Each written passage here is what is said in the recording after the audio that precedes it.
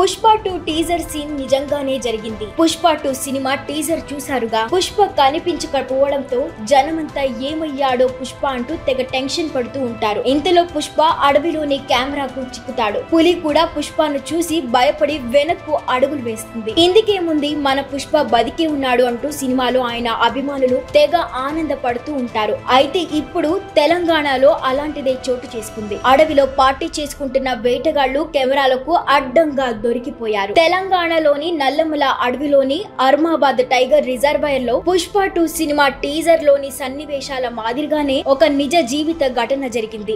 వన్య ప్రాణుల నిఘా కెమెరాలో నలుగురు వేటగాళ్లు నైట్ విజన్ కెమెరా ట్రాప్ లో దొరికిపోయారు. అడవి శాఖ అధికారులు నలుగురు వేటగాళ్లలో ముగ్గురిని పట్టుకున్నారు. అమ్రాబాద్ టైగర్ రిజర్వాయర్ లోని పొండగూటం పరిధిలో దట్టమైన ఉమెన్ పెంట బీట్ లో అడవి అధికారులు కెమెరాలను ఏర్పాటు చేశారు. ఫిబ్రవరి 23న కెమెరా డేటాను అడవి సిబ్బంది పరిశీలించినప్పుడు ఫిబ్రవరి 2, 2024న కెమెరా ట్రాప్ పేజ్ 4లో భాగంగా నలుగురు వేటగాళ్లను గుర్తించారు. పోలీసులు ముగ్గురిని అరెస్ట్ చేయగా ఒకరు పరారీలో ఉన్నారు. అరెస్ట్ అయిన దాసరిలాలు, దాసరి శ్రీను, జెల్లి కృష్ణ అమ్రాబాద్ టైగర్ రిజర్వాయర్ లోని మారుమూల మద్దమడుగు గ్రామానికి చెందినవారు. నిందితుల్లో మరొక వ్యక్తి కాశమోని రామన్ తప్పించుకోగలిగాడు. అతని కోసం అడవి అధికారులు వెతుకులాట మొదలు పెట్టారు.